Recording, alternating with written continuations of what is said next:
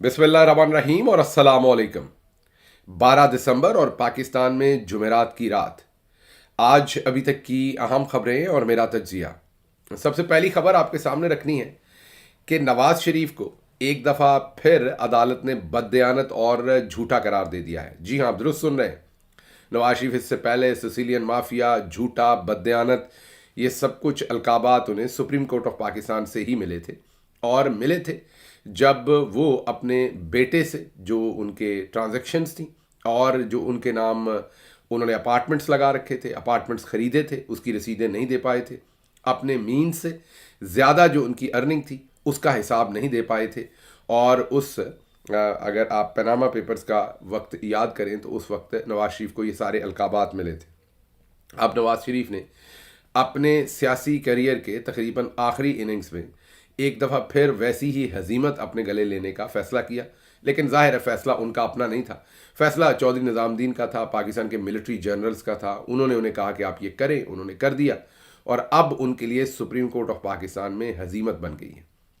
ये केस है आदिल बाज़ई का। आदिल बाज़ई पाकिस्तान तहरीक इंसाफ की टिकट पर कोयटा से MNA मुंतखब हुए थे।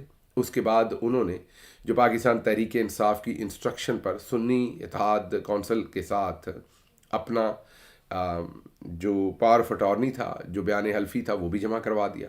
लेकिन उसके बाद चौधरी निज़ामुद्दीन ने नून लीग को कहा कि नहीं, ये आपका बंदा है। और ज़ाहिर है नून लीग को एतमाद दिलाया होगा कि साड़ी गल हो गई है, आप करें, कुछ भी नहीं होगा। और उन्होंने आदिल बाज़ई की मर्ज़ी के ख़िलाफ़ उनका एक बयान हल्फी बनाकर इलेक्शन कमीशन ऑफ पाकिस्तान में जमा करवा दिया। अब यहाँ ये जहन में रखिए कि इस सारी एपिसोड के अंदर नवाज शरीफ शामिल हैं क्योंकि वो पार्टी के हेड हैं। अब जब आदिल बाज़ई और पाकिस्तान तहरीक इंसाफ को इस बात का पता चला तो उन्होंने इस चीज़ को अदालत के अंदर काउंटर करने का फ़ैसला किया। आदिल बाज़ई ने कोयटा के अंदर इस फैसले को चैलेंज किया। कोयटा के सिविल जज ने, मजिस्ट्रेट ने इस चीज़ की अपने ताईं जो शवाहद वो ले सकते थे वो लिए। आदिल बाज़ई का शनाख्ती कार्ड भी उसमें नंबर गलत लिखा हुआ था, दस्तखत भी झूठ थे, जो गवाह रखा हुआ था उसका भी शनाख्ती कार्ड उसमें झूठा लिखा हुआ था। इन हालात के अंदर कोयटा की अदालत ने कहा कि ये जो एफिडेविट है, बयान हल्फी है, ये झूठा है और असल बयान हल्फी आदिल बाज़ई का वही है जिसमें वो तहरीक इंसाफ के ही मेंबर हैं और उन्हीं के साथ रहना चाहते हैं। अब यहाँ तक तो बात समझ आ जाती है कि चलें, एक रिस्क लिया। यहाँ तक भी समझ नहीं आती, लेकिन चले, फॉर्म 47 पर आप जीत कर आए, आप खुद भी ना जीते, आपकी बेटी भी ना जीती, आपको फॉर्म 47 के ऊपर बड़े गंदे तरीके से जिता के यास्मीन राशिद साहबा के ख़िलाफ़ लाया गया, तो आपने शर्म हया जो है वो उतार के पी ली, तो आपने ये ट्राई की। लेकिन जब अदालत ने ये फैसला दे दिया तो उसके बाद रुक जाना चाहिए था। ये नहीं रुके, इन्होंने डबल डाउन किया। पहले तो इलेक्शन कमीशन ऑफ पाकिस्तान ने एक फ़ैसला किया और उन्होंने कहा कि नहीं जी, हम इनका वो वाला बयान हल्फी नहीं मानेंगे, हम ये वाला बयान हल्फी मानेंगे जो नवाज शरीफ साहब ने तैयार करके, इनकी पार्टी ने तैयार करके आदिल बाज़ई की तरफ से जमा करवाया हुआ था। इलेक्शन कमीशन ने बहरहाल ये फ़ैसला अपना बरकरार रखा। उसके बाद नवाज शरीफ साहब ने एक रेफरेंस बनाया, एक किस्म का मुकदमा दर्ज कराया आदिल बाज़ई के ख़िलाफ़ और कहा कि ये आदिल बाज़ई झूठ बोल रहे हैं। इनका वो जो बयान हल्फी नून लीग ने जमा करवा रखा है, मतलब कि नवाज शरीफ ने जमा करवा रखा है एज अ पार्टी हेड, उनके दस्तखत होते हैं उसके ऊपर। तमाम पार्टी हेड जो है वही इलेक्शन कमीशन में किसको टिकट दी है नहीं है वही ज़िम्मेदार होता है। उन्होंने कहा कि जिसमें मेरे दस्तखत या जो हमारी तरफ से, हमारी पार्टी की तरफ से जमा है वही दुरुस्त जो है वो बयान हल्फी है। अब इसके ऊपर मैंने कहा कि क्योंकि चौधरी साहब ने पीछे से हवा दी हुई थी, 26वीं तरमीम करवानी थी, रुकने का तो कहीं पर कोई नाम ही नहीं था, तो नवाज शरीफ साहब ने इसी पर अपना काम जो है वो रगड़ दिया और एक पूरे का पूरा रेफरेंस बनाकर स्पीकर कौमी असम्बली को भेजा। स्पीकर कौमी असम्बली भी इन्हीं के साथ मिले हुए थे, उन्होंने भी सच और गलत नहीं देखा, उन्होंने आगे इलेक्शन कमीशन को भेज दिया। इलेक्शन कमीशन तो पहले ही इनका आलाकार था, उन्होंने आदिल बाज़ई को डी सीट कर दिया। अब ये केस हाई कोर्ट और उसके बाद सुप्रीम कोर्ट में आया। जब ये केस सुप्रीम कोर्ट में आया तो इसको जस्टिस मंसूर, जस्टिस आयशा और जस्टिस अकील अब्बासी उन्होंने सुना। आज जब इस केस की समाअत हुई तो वहाँ पर जो इंटरेस्टिंग सिचुएशन थी वो अगर आप देख पाएँ तो काश, वहाँ पर जो अरशद खान नामी DG लॉ थे इलेक्शन कमीशन के, ان کی جب دھلائی ہوئی عدالت میں، ان سے پوچھا کہ بھائی دنیا کا کون سا قانون ہے، ایک بندہ کہتا ہے کہ میرا یہ بیان حلفی جو ہے وہ اصل ہے اور یہ نقل ہے، تو آپ کو کون طاقت دیتا ہے کہ آپ اس بندے کے کہنے کے باوجود، جب ایک بندہ کہتا ہے کہ میرا یہ بیان حلفی درست ہے، یہ غلط ہے، اور وہ الیکشن بھی لڑ کے آیا ہے پی ٹی آئی کے ساتھ اور ساری دنیا کو پتا ہے، تو آپ تو ایک غیر متنازع آپ کو ادارے کے طور پر جو وہ کہہ رہا ہے وہ آپ کو ماننا چاہیے. آپ کی چوائس بیچ میں کہاں سے آ گئی کہ نہیں یہ والا بیان حلفی ٹھیک ہے، یہ والا بیان حلفی غلط ہے؟ آپ نے ایسا کیوں کیا؟ جو ارشد خان تھے ان کے پاس اس کا کوئی جواب نہیں تھا، جو ڈی جی لا تھے ان کے پاس اس کا کوئی جواب نہیں تھا، وہ چپ کر کے سناٹا بٹا سناٹا وہاں پر کھڑے رہے. پھر جب سوالات پوچھنے شروع کیے عدالت نے، اور ایک جگہ پر تو جسٹس عقیل عباسی نے کہا کہ اوپر سے آپ کو حکم آیا کہ ان کو نائل کرنا ہے تو نائل کر دیا. اور نواز شریف کے بارے میں جب سوالات پوچھے گئے تو نون لیگ کے وکیل کے پاس کوئی جواب نہیں تھے کہ نواز شریف صاحب نے یہ جھوٹ کیوں بولا، کیونکہ اب ایک شخص جھوٹا ہوگا نا، یا عادل بازائی جھوٹ بول رہے ہوں گے کہ بیان حلفی انہوں نے دیا لیکن بعد میں مکر گئے، یا نواز شریف جھوٹ بول رہے ہوں گے. عدالت نے یہ طے کرنا تھا. تو جب عدالت نے نواز شریف کے وکیل سے سوالات پوچھے کہ آپ کے پارٹی ہیڈ نے یہ کیا ہے تو کیا ثبوت ہے، کیا کس طرح ثابت کرتے ہیں آپ اپنی اس بات کو، تو ان کے پاس کوئی جواب نہیں تھا. انہوں نے کہا کہ عدالت کے سوالات بہت اچھے ہیں، جس پر جسٹس منصور علی شاہ صاحب نے کہا کہ سوالات تو بہت اچھے ہیں لیکن آپ جوابات نہیں دے پا رہے، ہم چاہتے ہیں کہ آپ عدالت کو جوابات بھی دیں، لیکن جواب کوئی نہیں تھا. جسٹس عائشہ ملک نے یہ کہا کہ الیکشن کمیشن جو ہے وہ نہ کسی عدالت کو مانتا ہے، نہ کسی فورم کو مانتا ہے، کسی کو نہیں مانتا، ہر چیز کو بلڈوز کرتا ہے، بلڈوزر لگایا ہوا ہے آپ نے، اور جو دل کرتا ہے آپ آرڈر کرتے ہیں. آپ ٹرائل کورٹ کیسے بن گئے؟ آپ نے انویسٹیگیشن کیسے کر لی؟ آپ کا کام تو تھا کہ جو ڈاکومنٹ آپ کے پاس آیا اس کی بیس پر آپ چیزیں ڈکلیئر کرتے. بہرحال مختصر یہ کہ عدالت نے بعد میں فیصلہ کیا کہ عادل بازائی سچے ہیں اور نواز شریف جھوٹے ہیں، اور عادل بازائی کا جو بیانی حلفی تھا سنی اتحاد کونسل کا وہ درست تھا، اور جو نواز شریف نے بیان حلفی عادل بازائی کا بنا کر جمع کروایا تھا وہ جھوٹ تھا.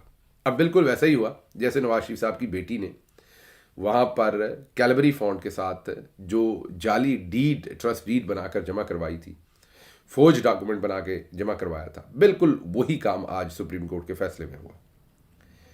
اب اس کی دو تین امپلیکیشنز ہیں. ایک تو نواز شریف صاحب کے خلاف اب ریفرنس ہو سکتا ہے جھوٹے کا، بددیانت کا، اور اب شاید وہ اپنی اگر جائیں عادل بازائی تو اب سپریم کورٹ کا فیصلہ ہے، شاید اس فیصلے کو عدالتیں کریں نا، لٹکا رہے، لیکن نواز شریف کے لیے اب مسئلہ اس میں بن سکتا ہے کیونکہ انہوں نے جھوٹا بیان حلفی دیا جو اب سپریم کورٹ کی طرف سے جھوٹا ڈکلیئر بھی ہو گیا.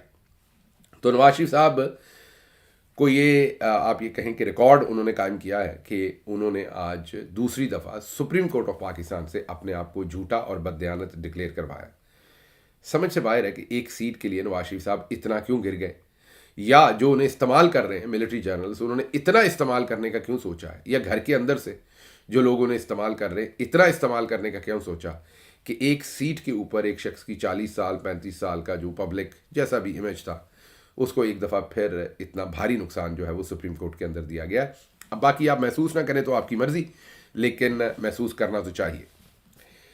اگلی خبر جی، عمران خان نے آج پیغام دیا ہے اوورسیز پاکستانیوں کو بھی اور پارٹی کے لوگوں کو بھی، کہا ہے کہ یہ جو دو مطالبات ہم نے رکھے ہیں، ایک تو جوڈیشل کمیشن بنے، انکوائری ہو جو کچھ یہ ہوا ہے، اور دوسرا ہمارے بے گناہ قیدیوں کو رہا کیا جائے. اگر یہ دونوں مطالبات نہیں مانے جاتے تو پھر ہم نے بائیک آؤٹ کرنا ہے، ہم نے سول نافرمانی کی طرف جانا ہے، اور پہلے فیز میں جو ریمیٹنسز ہیں وہ اوورسیز پاکستانیوں کو کہنی ہے کہ وہ نہ بھیجیں، کیونکہ جو کچھ اوورسیز پاکستانیوں کے ساتھ جنرلی بھی کیا گیا ہے وہ آپ کے سامنے ہے.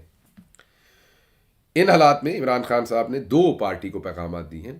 ایک پیغام تو انہوں نے دیا ہے کہ ایسے تمام لوگ جو اس سول نافرمانی پہ بات نہیں کر رہے، مینا آپ نے سنا تھا پچھلے دنوں انصار عباسی نے ایک سٹوری بھی کی تھی کہ عمران خان نے سول نافرمانی کا کہا ہے لیکن پی ٹی آئی کے اندر سے لوگ کہتے ہیں یہ ابھی نہیں کرنا چاہیے، ہو نہیں سکتا. تو اس چیز کا عمران خان نے آج جواب دیا کہ تمام لوگ اس پر بات کریں، جب یہ فیصلہ ہو گیا ہے تو تمام لوگ اس پر بات کریں اور اس میسج کو اوورسیز پاکستانیوں تک ہر صورت میں. دوسرا امپورٹنٹ میسج جو عمران خان نے پارٹی کو دیا وہ یہ تھا کہ کچھ لوگوں نے پارٹی کے ساتھ یا خان صاحب کی فیملی کے اندر سے بھی کچھ ایسے ٹویٹس کیے تھے جو بشا بی بی کے اوپر بہت زیادہ اٹیک تھا.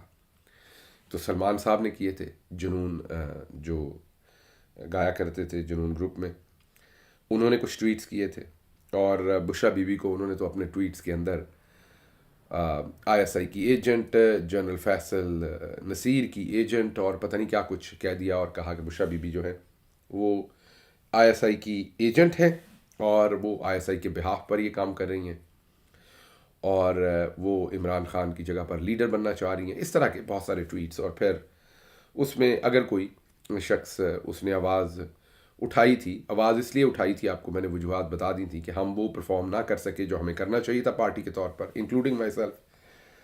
تو اگر اس وقت عمران خان کی بہن یا ان کی بیوی کر رہی ہیں تو کرنے دینا چاہیے. میری آواز یہ تھی. تو کیونکہ میں نے بہت زیادہ آواز اٹھائی تھی تو پھر مجھے بھی اس میں آئی ایس آئی کا ایجنٹ کہہ دیا گیا. آج بہرحال عمران خان صاحب نے جیل سے یہ پیغام بھیجا ہے کہ یہ تمام حرکتیں بند کی جائیں. انہوں نے ایسے تمام لوگ جو ٹویٹس کر رہے ہیں ان کو سختی سے سرزنش کی اور کہا ہے کہ یہ پارٹی کو ڈیوائیڈ کرنے کا موقع نہیں ہے، یہ آپ ایک حالت جنگ میں ہیں اور آپ کس طرح کی سٹیٹمنٹس دے رہے ہیں. اور انہوں نے ڈس اون کیا ایسے تمام لوگوں کو جو ایسی سٹیٹمنٹس دیتے ہیں، اور ان کو آئندہ کے لیے باور کروایا ہے کہ آپ پہلے ہی جو کچھ کہہ چکے ہیں میں آپ سے کبھی بھی زندگی میں ملنا نہیں چاہوں گا، آپ کوشش کریں کہ اس کے بعد مزید کوئی ایسی بیہودہ سٹیٹمنٹ نہ دیں. بہرحال یہ ایک اور میسج تھا عمران خان صاحب کا جو آپ کے سامنے رکھنا تھا. اس کے بعد عمران خان اور بشرا بی بی پر توشہ خانہ 2 کی فرد جرم عائد کر دی گئی ہے، کیونکہ عمران خان کو جیل میں رکھنا ہے تو اس لیے کیسز تو کوئی نہ کوئی چلانے ہیں نا، سچ جھوٹ کچھ بھی بنا کے ان کیسز کو تو کنٹینیو رکھنا ہے.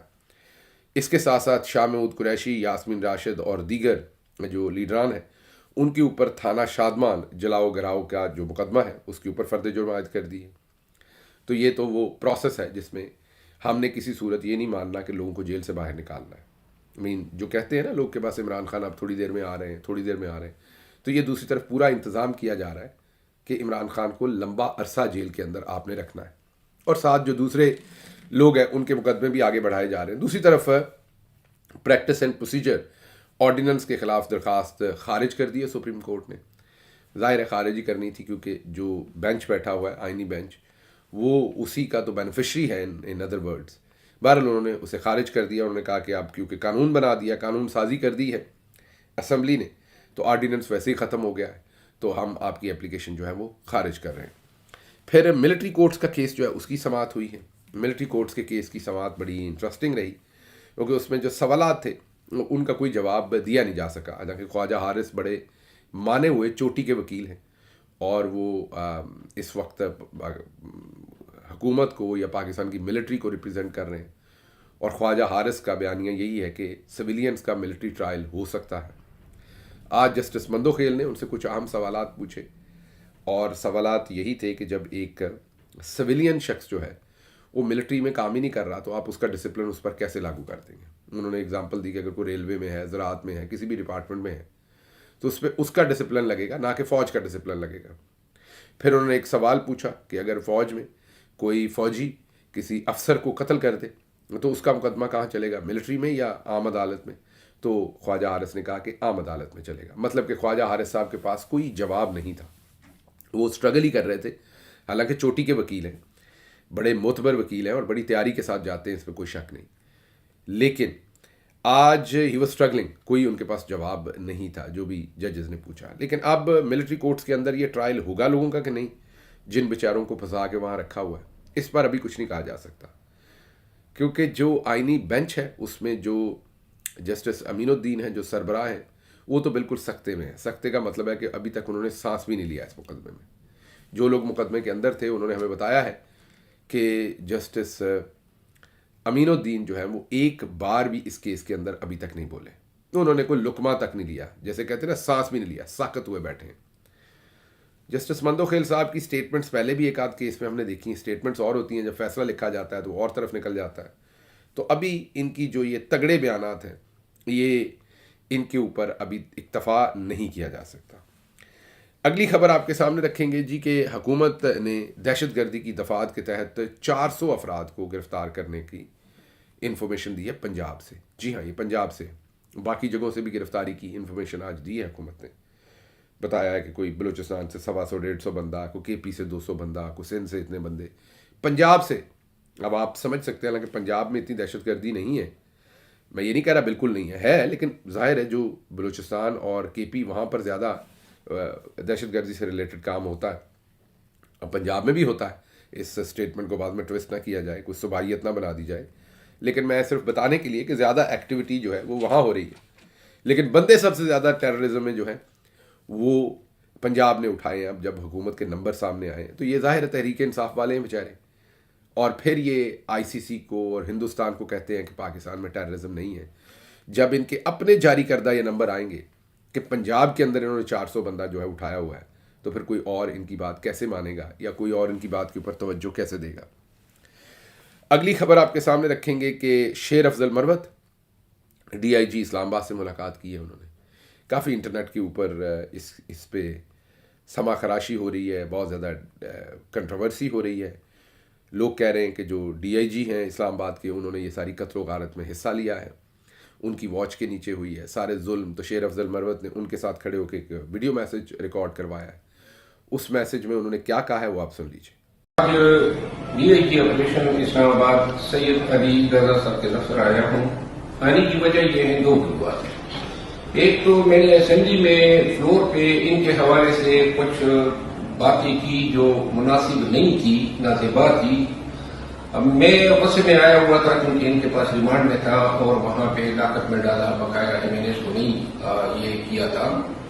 لیکن مجھے بعد میں پتہ چلا کہ علی رضا صاحب جو ہیں وہ سید ہیں، اور سید ہونے کے ناطے جو ہیں یہ الفاظ جو ہیں اس کے لیے، اس کے خاندان کے لیے جو ہیں وہ یقیناً دکھ کا باعث بنے ہوں گے۔ لیکن جس چیز نے مجھے آج ان کے دفتر آنے میں مجبور کیا وہ یہ تھا کہ اس دور میں جبکہ ہم ہر طرف عظیمت اور تکلیف جھیل رہے ہیں، 2-3 میٹرز میں میں نے ان حضرت کو جو ہے یہ دیکھا کہ یہ کردار کو حق دلانے کے لیے کسی کی پرواہ نہیں کرتے ہیں، اور یہ خود ان کے باغی میں آ جایا ہوں ان کے پاس تاکہ میں ایک تو ان کو یہ کہہ سکوں کہ مجھے افسوس ہوا ہے، دکھ ہوا ہے، کیونکہ اس کے خاندان تبصرہ نہیں کریں گے، ان کو میرے ذاتی خیال میں یہ میسج نہیں ریکارڈ کروانا چاہیے تھا۔ وہ کیونکہ ان کی یہی ہو سکتا ہے کہ پولیٹیکلی ابھی وہ ان ساری چیزوں میں بالکل نئے ہیں، شاید یہ وجہ ہے یا کوئی اور وجہ ہے، میں یہ نہیں کہہ سکتا، لیکن یہ میسج ریکارڈ کروانا بنتا نہیں تھا۔ اگر سید ہونے پہ آپ نے تو پہلے آپ کو ایسے الفاظ کہنے نہیں چاہیے تھے، اور پھر سید تو بہت سارے ہیں، محسن نقوی صاحب بھی کل کو اپنے آپ کو سید ہی ڈکلیئر کر دیں گے، اور وہ جو محترمہ تھیں ایک جو irrefutable ایویڈنس کہتے تھے، اور پھر ہمارے حافظ صاحب اور بہت سارے لوگ سید ہیں۔ تو اگر سید کہنے پہ ہی جا کے ہم نے لوگوں کی منت سماجت کرنی ہے تو پھر تو میرا خیال ہے کہ ہم ابھی سے یہ معاملہ بند ہی سمجھے کہ کل کو کسی کا احتساب ہوگا یا کسی سے کوئی بات ہوگی، پھر تو سب سے معافی مانگ لینی چاہیے، کیونکہ یہاں پر تو سبھی نے بعد میں سید بن جانا ہے۔ تو بہرحال یہ ایک سوشل میڈیا کے اوپر چیز چل رہی تھی۔ اس کے بعد آخر پر صرف یہی بتائیں گے کہ جو مہنگائی ہے اس کے کچھ اعداد و شمار آئے ہیں۔ ابھی وقت ختم ہو گیا، ورنہ میں ڈیٹیل میں آپ کے سامنے رکھتا کہ ہماری حکومت کے خلاف ایک ہی پروپیگنڈا ہوتا تھا مہنگائی کا۔ اب جو اعداد و شمار آئے ہیں وہ ہوش ربا ہیں، کل صبح کے ویلاگ میں آپ کے سامنے رکھیں گے۔ گلا تھوڑا خراب ہے، اس لیے آج ویلاگ جو ہے وہ اتنا کمپریہنسو ٹائپ نہیں ہے، انٹریکٹیو نہیں ہے، اس کے لیے معذرت، کیونکہ آپ کے ساتھ کمٹمنٹ ہوتی ہے کہ خبریں ضرور شیئر کرنی ہیں، تو بیٹھے ہیں۔ مجھے یہاں سے اجازت دیجیے۔ اللہ آپ کا حامی و ناصر ہو۔ پاکستان زندہ باد۔